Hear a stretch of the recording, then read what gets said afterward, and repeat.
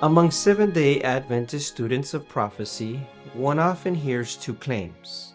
Some insist the pioneers identified the papacy as the king of the north, while others maintain that Turkey held that role. The final verses of Daniel 11 have long been debated, yet the writings of the pioneers themselves provide clarity. In this study, we will examine the record and consider the pioneers' own testimony to determine what they actually taught and why it matters today. In our presentation, we will proceed in two parts. One, the Millerite pioneers, those who proclaimed the first angel's message from 1831 1833 to the Great Disappointment in 1844. Two, the Seventh-day Adventist pioneers, those who, after 1844, continued their study and eventually organized as a distinct movement. Let us then begin with quoting William Miller. He penned, We therefore begin at the 40th verse of the 11th chapter of Daniel, and at the time of the end of this papal civil power. Now another person has obtained this civil power. This was Bonaparte, the ruler of the French nation. At this time, then, our prophecy begins, and Bonaparte is the person designated by the pronouns he and him in the prophecy. William Miller interprets the time of the end as a termination of papal civil supremacy in 1798, when the Pope was taken captive by Berthier. According to Miller, France under Napoleon Bonaparte inherited this civil authority. Thus, in Daniel 11:40, the pronouns he and him refer not to the papacy, but to France. In another quote, he penned the following. Verse 40, And at the time of the end of Antichrist shall the king of the south, Spain, push at France, Vendean war, and the king of the north, Great Britain, shall come against France like a whirlwind, with chariots and with horsemen, and with many ships. And the French, or Bonaparte, the principal ruler, shall enter into the countries, and shall overflow and pass over. William Miller's identifications are explicit here. The king of the south, Spain. The king of the north, Great Britain. And the pronouns he or him, France, Napoleon Bonaparte. This framework defined much of early Millerite interpretation. We will now look at another Millerite, a close associate to William Miller, by the name of Joshua V. Himes. He penned, And at the time of the end shall the king of the south push at him, and the king of the north shall come against him like a whirlwind, with chariots, and with horsemen, and with many ships. And he shall enter into the countries, and shall overflow and pass over. It will be necessary for the reader to observe, and for me to remark in this place, that the inspired writers in their description of kingdoms or principal governments use the pronouns he or him instead of naming them, as in the preceding description of Antichrist, or as Paul uses it in 2 Thessalonians 2:7, and many other places might be named. Therefore, I understand the pronouns in the above-named 40th verse and those following in the chapter to refer to the same kingdom, or principal ruler in said kingdom, and that the angel has reference to the principal kingdom of the 10 kingdoms into which the Roman was divided when Antichrist arose, which shall hate the whore, and shall make her desolate and naked, and shall eat her, and burn her with fire. Revelation 17:12-16. If this is correct, then France is intended by he or him in this prophecy. In order then to give my view, the reader will permit me to paraphrase these few remaining verses. And the time of the end of Antichrist shall the king of the south, Spain, push at France, Vendean war, and the king of the north, Great Britain, shall come against France like a whirlwind, with chariots, and with horsemen, and with many ships.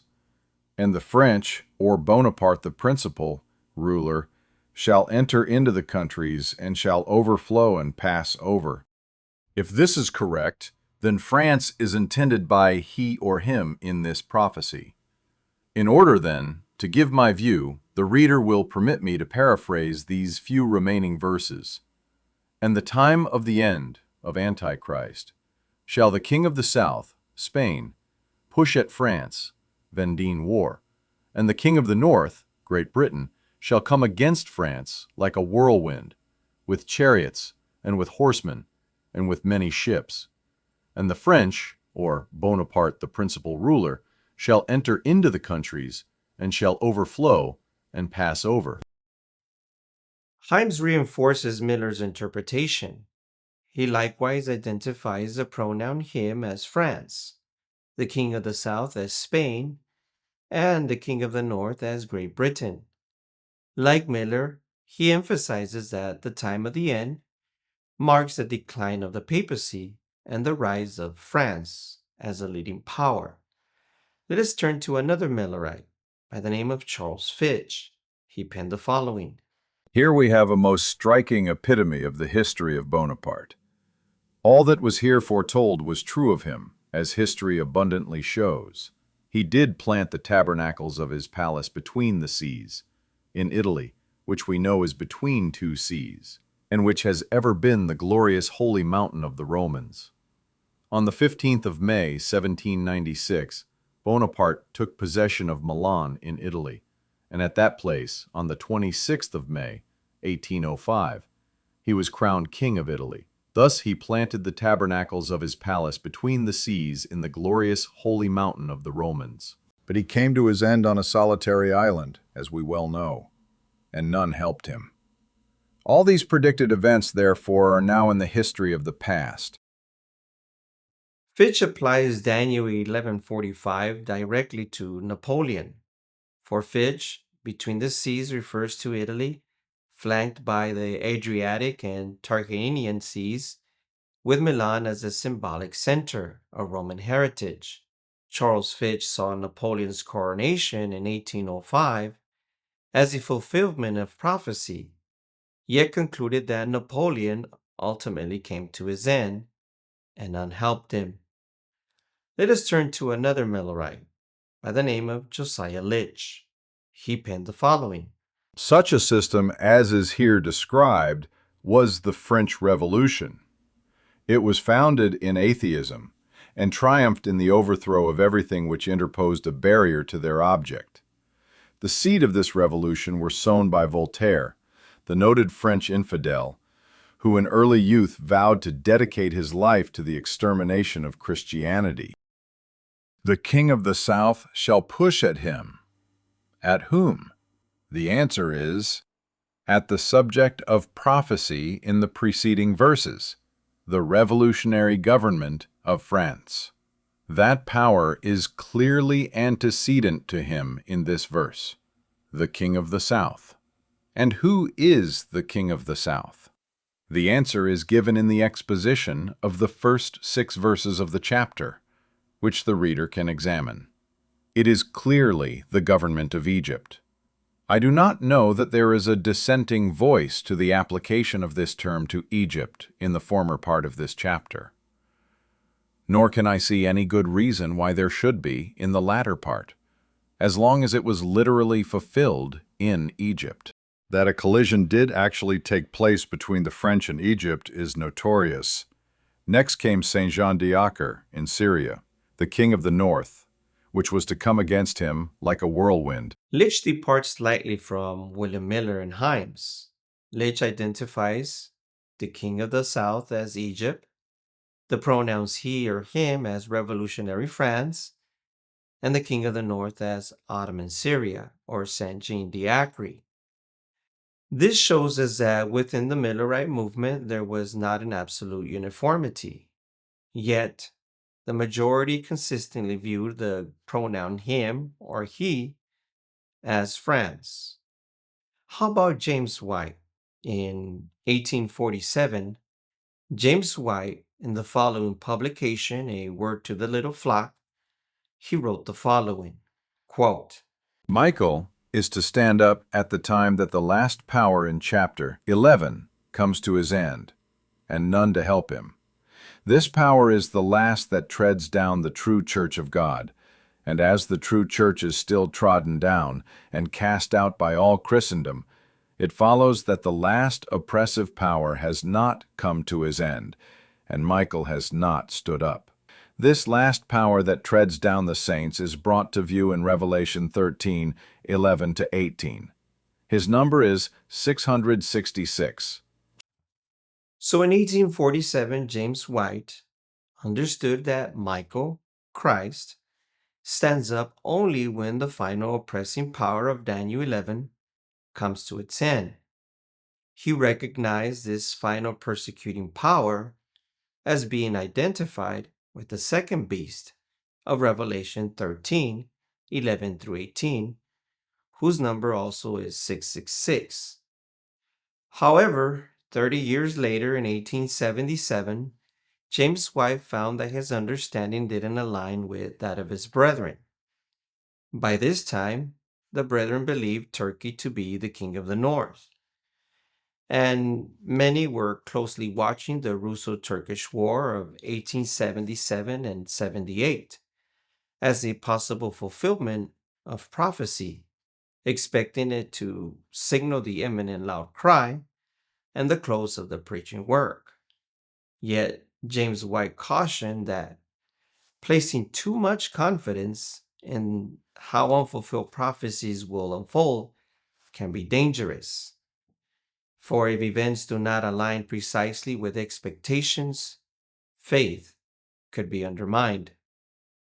Let us now turn our attention to the Seventh-day Adventist pioneers, and we'll begin with Stephen Haskell. He penned the following. The sealing angel goes through Jerusalem, the church, to place the seal of the living God on the foreheads of the faithful. And while this work goes forward, Turkey stands as a national guidepost to the world, that men may know what is going on in the sanctuary above. This treaty was signed, and the ultimatum was officially put in the power of Muhammad Ali on August 11th, 1840. Since that time, Turkey has been known everywhere as the sick man of the East. Daniel prophesied concerning him, saying, "He shall plant the tabernacles of his palace between the seas in the glorious holy mountain. Yet he shall come to his end, and none shall help him." At any moment, when the jealous powers of Europe can decide, either peaceably or in battle, which one of them shall occupy Constantinople, the sick man will speedily take his departure from Europe. That movement, for which nations are now on the margin alert, will be the sign of still more important changes in the heavenly court. Stephen Haskell interprets Turkey as a prophetic guidepost. Its decline signaled to him that heavenly events were advancing toward the final judgment, the close of human probation. Let us turn to another Adventist pioneer, Alonzo T. Jones. He penned, In these studies, we have seen that a number of times in the last 50 years, the Turkish government would have come to an end had it not been distinctly helped. Indeed, we have seen that the Turkish government could not have existed at all these 50 years if it had not been distinctly helped by the powers whose relations are the substance of the Eastern question. By all, it is expected that the Turkish government must leave Constantinople. Many a time in these years, it has been expected that the Turkish government must certainly leave Constantinople. The tabernacles of his palace will be planted in Jerusalem, between the seas in the glorious holy mountain. And when that time comes, which must inevitably come soon, at that time shall Michael stand up, the great prince which standeth for the children of thy people. And there shall be a time of trouble, such as never was since there was a nation even to that same time. Daniel 12:1. A.T. Jones traces repeated occasions when the Ottoman Empire was sustained only by European intervention. He believed its final collapse would mark the nearness of Michael standing up in Daniel chapter 12, verse 1. Let us turn to another Seventh-day Adventist pioneer by the name of Elliot J. Wagner. He penned, That the world is on the threshold of great changes and startling events is very evident. The development of the Eastern question from week to week show that there is less and less a disposition to help the Turkish power to stand. He shall come to his end, and none shall help him. Daniel 11:45. That we know, and while it seems probable that once again the powers will agree to keep him up, every time that services are requisitioned, the case becomes more desperate and the situation more insecure. We have often repeated it, and shall often do so, that when he does come to his end, the time of trouble comes for all nations. Less than a year ago, Lord Salisbury told why the powers are so anxious to maintain the Turkish power. His words we then printed as a striking comment on Daniel's prediction of the scenes which would be enacted when the King of the North was no longer propped up. They are as follows. Wagner, like A.T. Jones, emphasized the prophetic certainty of Turkey's eventual fall. For him, each diplomatic attempt to prop up the sick man of the East only highlighted the inevitability of Daniel's words, "None shall help him."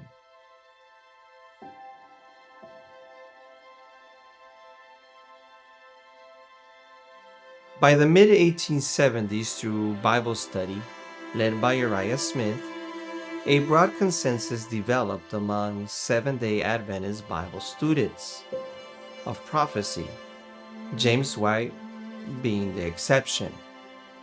Mrs. White also wrote during this period, as she was alive during that time, confirming this general harmony of understanding and how Jehovah had led them. Note what she penned. By a thorough investigation of the prophecies, we understand where we are in this world's history. And we know for a certainty that the second coming of Christ is near. The result of these investigations must be brought before the world through the press. This statement was written in 1881. Friends, what publication that was a product of Bible study, investigation of the prophecies, was she told to distribute along with her books? None other than Daniel and the Revelation. In another quote, she penned the following. The evidences of our position have been increasing with every year. We have been receiving fresh assurance that we have the truth as revealed in the Word of God, that in accepting the third angel's message, we have not given heed to fables, but to the sure word of prophecy. We are now living in the full blaze of the light of Bible truth. The true workers of Jesus Christ are to cooperate with their brethren who have had an experience in the work from the very rise of the third angel's message. These followed on step by step, receiving light and truth as they advanced, bearing one test after another, lifting the cross that lay directly in their pathway, and pressing on to know the Lord whose goings forth are prepared as the morning. You and other of our brethren must accept the truth as God has given it to his students of prophecy, as they have been led by genuine, living experience, advancing point by point, tested, proved, and tried, until the truth is to them a reality. From their voices and pens, the truth in bright, warm rays has gone to all parts of the world, and that which was to them testing truth, as brought by the Lord's delegated messengers, is testing truth to all to whom this message is proclaimed. Friends, not only is this testing truth, but God led them. And this consensus is reflected in later publications such as Bible Readings for the Home and in Sabbath School lessons on Daniel 11. However, in the year of 1919, the view on Daniel 11 was once again questioned, but this time by a larger body. However, Elder Wilcox responded firmly in defense of the established position. He penned, We see no reason at the present time for departing from the view we have held for years regarding the exposition of Daniel 11. We have seen no new interpretation which in our judgment is superior to the old. We believe that the conclusions held by us from the beginning of this movement, that Turkey is represented by the term King of the North in the prophecy is correct. And because just at this present juncture in the affairs of this world, there seems to be no immediate prospect that Turkey will plant her palaces at Jerusalem, is no reason why we should change our view of the question. If we cannot see, then it is best to wait and bide God's time for fuller light, and watch Him work things around as we believe His Word reveals that He will. Friends, the record of the pioneers speaks with clarity.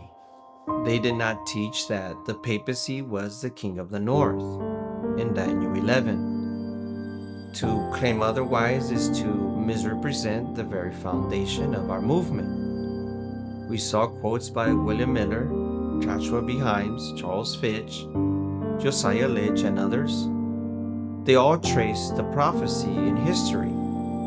In their early views, the pronoun him referred to France, the king of the south to Spain or Egypt, and the king of the north to Great Britain or the Ottoman power. But as the movement advanced, the light grew brighter, and by the time the Seventh-day Adventist pioneers were organized, there was a clear consensus that Turkey was the prophetic king of the north, and that very power occupying the ancient territory of the Seleucids. So now, while the world's attention once again is fixed on Palestine and Israel, and the nations again are trembling over today's Eastern question, this is our city, Mr. Erdogan. It's not your city, it's our city. In 1998, I hosted the Prime Minister of Turkey. His name was Yilmaz. We had wonderful relations with Turkey at the time. And I said, look, I have a proposal for you. You know, we have thousands of Ottoman artifacts in our museums. Let's do an exchange. But he said, no, I'm sorry, I can't do that. And I said, well, take all the artifacts in our museums. And he said, no, I can't do that. And I said, well, name your price. And he said, there is no price. He said, well, there is a growing Islamist constituency headed by the then mayor of Istanbul, you know his name, and there would be outrage from this section of the Turkish people. This is our city, Mr. Erdogan. It's not your city, it's our city. It will always be our city. It will not be divided again. Biliyorum, Hitler özentisi tiplerin kuyruk acısı belki de hiç geçmeyecek. İstanbul Büyükşehir Belediye Başkanlığımızda bundan 27 yıl önce ortaya koyduğumuz tavrı belki de hiçbir zaman unutmayacaklar. Varsın onlar öfke nöbetleri geçirmeye devam etsin. Biz Müslümanlar olarak Doğu Kudüs üzerindeki haklarımızdan tek bir geri adım dahi atmayacağız. Bütün semavi dinlerce kutsal kabul edilen Kudüs'ün tekrar barış, huzur ve güven şehri olması için mücadelemiz sarsılmaz bir azimle, hız kesmeden, gerilemeden, gevşemeden inşallah devam edecektir. Aynı şekilde 1967 sınırları temelinde başkenti Doğu Kudüs olan bağımsız, egemen, toprak bütünlüğü haiz bir Filistin devletinin kurulması için de tüm gücümüzle çalışmaya devam edeceğiz.